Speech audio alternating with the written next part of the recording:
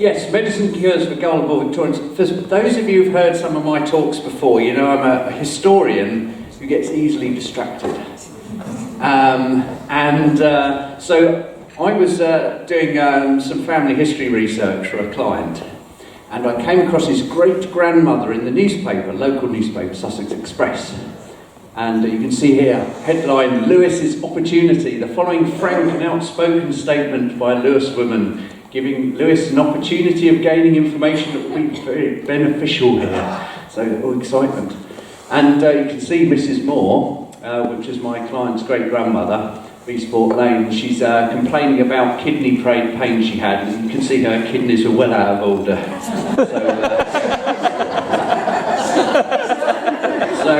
Anyway, so she discovered, she heard of Doan's backache kidney pills. Now, Doan's pills still exist, I hasten to add.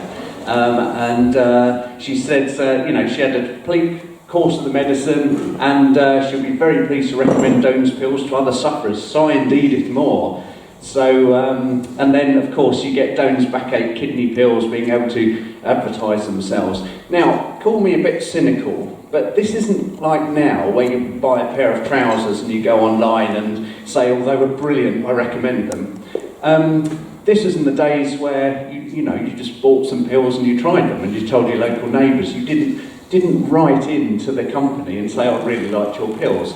So I think what had happened is that Doan's pills were on a bit of a mission, advertising mission, and they went round to Lewis, knocked on a few doors, say, look, if we give you a few shillings, will you say you tried our pills and they worked? And that's probably how it worked, and a bit of a win-win situation for Doan's pills and for my client's great-grandmother there. So anyway, it got me looking into other local newspapers, mainly on the British Newspaper Archive, to see some of these more interesting pills and cures that people could have during the mid to late Victorian era. And this was also the era where sort of the 1880s, 1890s, where advertising really came into its own, especially in the local newspapers.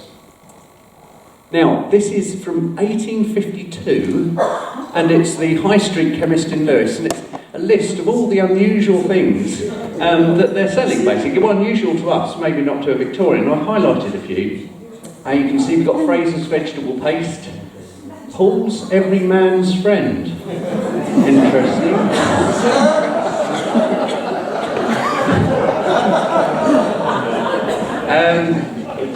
Brodie's Balm of Salonica, Jobson's tamarind wafers, Balm of Sura, Woolly's pectoral candy, very handy. Got Frampton's Pill of Health, Daffy's Elixir, and of course Dutch Drops. Now, these are all wonderful things. Now, the thing is that some of them do specify what they're for, what they'll cure you of, but others, I just know you take them pills. Take Holloway's pills, they'll sort you out. It doesn't matter what you've got, you just take these certain pills. So, if basically you've got kidney problems, you can say, I don't know, take Hooper's pills, or Henry's Magic pills. They'll sort you out. Whatever you've got, you just take Henry's Magic pills, you'll be fine. Now, these are the culprits. If you went to a grocer, and you bought a carrot or an apple, you know what you're getting. If you went to a baker's and bought a cream bun, you know what you're getting because it's there. With a chemist, you don't really know what you're getting. He'll just recommend something. Now, I'm pleased to say, I understand pharmacists have cleaned their act up a bit in the last 100 years, and they're a bit more wise and honest about what they're selling. Mr. Gorton here, on the other hand, probably didn't know half the stuff he was selling. So let's start with Dr. Williams' pink pills for pale people.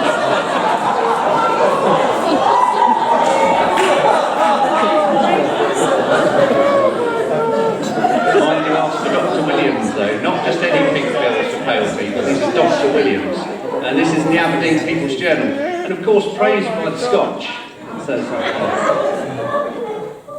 Now, this will cure you of anything. Look, you can have paralysis, you can have rickets, or you can have all forms of female weakness and hysteria. It doesn't matter, it'll cure you. Now, here are Dr. Williams' pink pills for pale people. And by the miracle of modern technology, that's what can see that it will cure fatal disease. And it at one point did claim to cure cholera.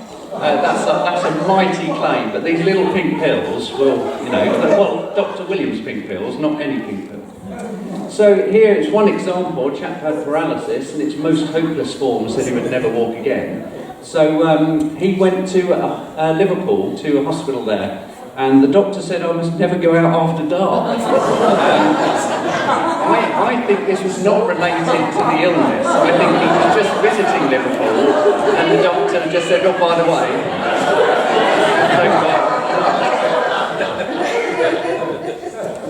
Anyway, so they couldn't help him in Liverpool, but he heard of Dr. Williams' pink pills and had marvellous results, and can now go to work without a stick. My granddad's generation, I always remember my granddad saying, oh, doctors don't know anything, and you can sort of see it, because you'll see this comes up again, doctors say, look, unfortunately you're never going to be cured, and then they just find this little pill and it miraculously cures them. So here are two examples, a bit like Edith Moore we had earlier in Lewis. These are two examples of people who've been cured by Dr. Williams' pink pills. And this is from the Kirkintilloch Herald. And you can see little Clara Tyler there, who was a real person. She's on the census. Her dad was indeed a grocer of Bridge Street in Swinton. And you can see at the bottom here that, basically she's been ill for ages and very pasty. The wife said, before she stood up on her feet, the wife said, do you know what's doing it? Well, it's Dr. Williams' pink pills. And here on the right, it tells you it even cures druids. So, people young and old, normal people and druids, it will cure you. So there are all sorts of cures. Obviously fits was a common problem. This is in the Sporting Times in 1890. And again, it's just a bottle here, and he'll give away a bottle free. He's that confident it will cure you. I don't know how he's made his money, Dr. Root, but it says in big letters, it will cure. And that's another thing. They're not just saying, look, we think these pills might do you some good. They're just basically, it will cure you, 100%. You will be saved by this pill. So Burgess Line or another lead site. And this is another one, the doctor's saying, look, you're going to have to have your leg off, dear. But someone said, no, I've got some lion ointment, you'll be fine. And it sorted her out. So you can have anything from a tumour to ringworm, and this lion ointment will save you. And again, it's just these claims, they will cure. Now, women had their own particular problems in the Victorian era, mainly obstructions, it seems. You can see all irregularities, all obstructions prevalent with the sex. Now, this happens in a lot of the adverts for female medicine. It will just, remove the obstruction. This is from 1897. But it wasn't all doom and gloom, because you could get yourself an electric corset. Here from the Seven Oaks Chronicle. Yes, Mr. Harness is going to offer you an electric corset. It will cure your weak back as well as your hysteria. So, fantastic for men, women alike. You can see the very thing for ladies, health, comfort and elegance, you see. Wow. But he wasn't the first. This has been around for about 10 years, the electric corset. Now, you imagine Lewis, for instance, the county town of East Sussex, didn't get the electric light bulb in its shops and houses till 1900. So this is sort of 10 and before, 20 years when the electric corset came out. So this was state-of-the-art stuff. Electricity was a wonder. Now, it was Dr. Scott who started off with the electric cures. And you can see Dr. Scott's electric hairbrush there. Also, Dr. Scott's electric flesh brush, so no part of you was safe. The electric toothbrush, who'd have thought that, 1883, get an electric toothbrush, tooth charm, and then we've got the new, from 1883, the new Dr. Scott's electric corset. You can see the medical reports how beneficial it is. 12 shillings and sixpence, that's equivalent of about 45 quid in today's money. So I don't know how much a corset, a normal corset costs, but an electric one for equivalent of 45 quid, I imagine that's a pretty good price. But all sorts of other stuff they did. Look, you can get waist belts, spine belts, electric kneecaps, anything. If you want a bit of electricity on, you think needs curing. Dr. Scott will sort you out. Now here is one of Dr. Scott's electric hairbrushes. Unbreakable. Big letters, unbreakable. You can drop that in your mangle, it will not break. But also it says made of fewer bristles and not wires. I really fail to see how this is electric. It's a wooden handle with bristles, but it's an electric hairbrush. Don't forget your electric towel, of course. From Hill Street in Manchester. That will sort you out with all sorts of chest complaints as well. Now, remember Mr. Harness and his electric corset from the Seven Oaks Chronicle? Well, he was in trouble. He around this time, he got into court. And here it is, the the Harness electric corset was next produced, which witness said was not an electrical appliance. It was only magnetic. And he goes on to say, look, he examined a brush marked electric and said it was only magnetic, and the case was adjourned. And later, as you can see just about reported here, the electric belt was produced, and it said that the Harness electric belt wasn't electric either. It had some small electricity, but you might wear it for 1,000 years without making any effect. So he was screwed whichever way he was in court for, because he was either in court for saying something was electric and it wasn't, but even if it was electric, it's not going to do any good anyway. So you'll find, unfortunately, ladies, the electric corset stopped being produced around the 1890s because it just was a waste of time. I mean, the amount of women who probably went out in the rain in it as well. Now, if you couldn't afford your own coat, you could grow your own in the 1890s. This lady, in just a few days, has grown a massive coat that she can wear, vested by William Lasson's hair elixir around September, so by October you're nice and warm. It's huge, isn't it? But it wasn't just for ladies, the men as well. I mean, I don't really know what this look is here on the right. I used it, basically. So even if you're 15, you can have this cream and you'll grow this wonderful military moustache, basically. And every single one, these are two different types, and every single one will say they're unrivaled and don't use anyone else's because they're dangerous, only use ours. Obesity was a problem still in the 1890s. Allen's anti-fat, ironically invented by Americans in the 1870s, and you can see here it acts on the food in the stomach there. So you eat your food and then take Allen's anti-fat. There's a classic before and after as proof.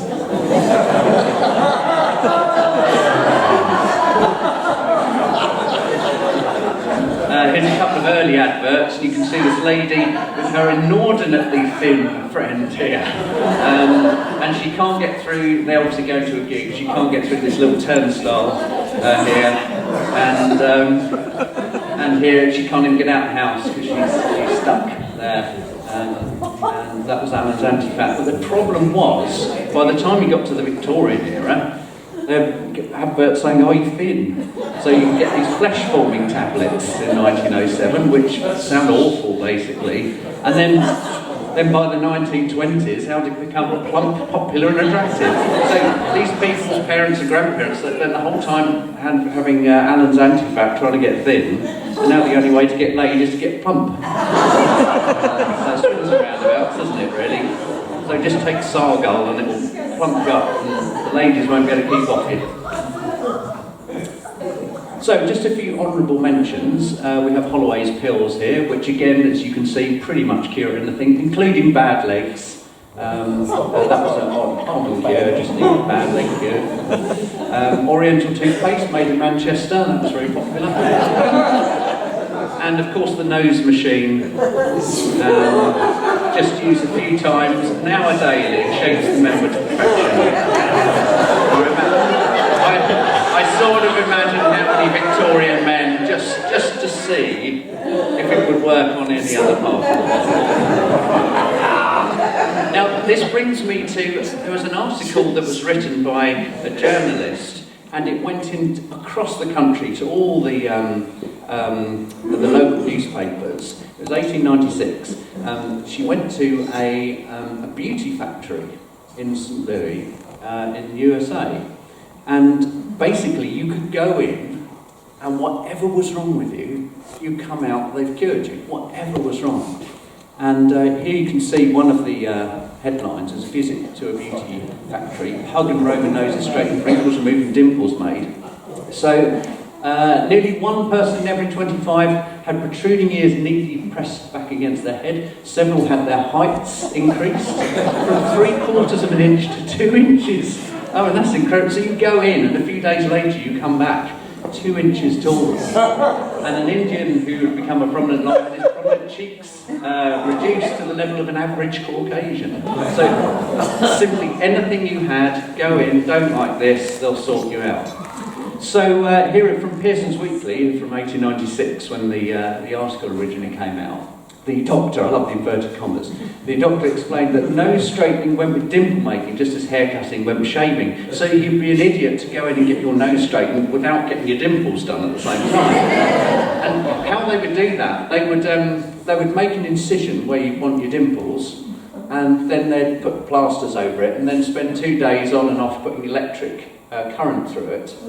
And then when they ripped the plasters off after 2 days, you had the dimples, basically, and the straightened nose. And also the business included mouth insmalling. People really want a small mouth, but yes, in 1896, as the doctor says here, anyone coming into the world blessed with a turn-up nose or a large mouth was not, in this day and age of progress, excusable for letting it remain in its deformed state. So he could reduce the mouth from a large size to the merest rosebud, or straighten a retrousse nose till it looks severely classical. So here we have an example of this incredibly ugly man on the left there, with his massive mouth and his button nose, and it's made him into this god here, with this tiny little mouth and a massive hooked nose. So there you go, a pugnacious nose transformed by a skillful surgeon. This has always perturbed me. Scrub's cloudy household ammonia, put it in your bath. You know, just running a bath for you, love. Do you want some cloudy household ammonia in there? Now, this will also, it will take the stains out of your carpet and it will clean your jewellery. So get in there with a rug and have your jewellery on and get everything done in one hit. And also, that arm, I don't understand the advert, I don't understand the picture, because I initially just think that's an arm coming out the bath. But it's got the glove on up to the elbow, and the finger's on the wrong side. The elbow joint's on, it's just so wrong, the whole thing is just wrong. Now, bile beans for biliousness. Now, if you're from Lincolnshire, or if you were from Lincolnshire, you couldn't survive without bile beans. Here's from the Grimsby Daily Telegraph. It's the friend of Lincolnshire men and women, a bit like Fisherman's Friends was to Fleetwood in Lancashire. And you can see on the right here, it's specifically for pale-faced girls as well. And you'll read here that, yes, pale faces are generally accompanied by poor appetites, dizziness, and a continual buzzing in the head. So if there's any pale-skinned people here, you probably know exactly what they mean here. Now, I had to look for bile beans, see how long they lasted. That's what I've been doing, actually, with looking at things like the corset, and it arrived in the 1870s, and it was gone by the 1890s, or mid-1890s. But these bile beans were still being used by northerners in 1957. And you can see here that this lady still had the vitality, energy and cheerfulness, which makes it sound more like a Labrador than a northerner. I mean, she looks quite happy. So I bet there's still a few old ladies with some bile beans at the back of the bathroom cabinet. So there you go. Now I'm going to leave you with my favourite of all the strange cures the Victorians had. It's from 1878, and you just about see it there. It's ozone paper. And what you do, you have this card, and you fold it in two, you stand it up like that, you set fire to it, and then you go to sleep. And it will cure, you can say, you can cure your asthma, your chronic bronchitis, and your bronchitic asthma, and probably your asthmatic bronchitis while it's going as well. Yeah, it's wonderful stuff. So as you can see, the patient will fall into a sound and reflection sleep. The outer air must be excluded by keeping all windows, doors and chimneys closed. So what you do, make sure that the smoke can't get out, set fire to it, and then just go to sleep. Now, if for some reason you can't use ozone paper, say for example, your house has burned down and you've got nowhere to sleep, then at least you can stand outside and smoke the ozone cigarettes and still get cured. Thanks very much.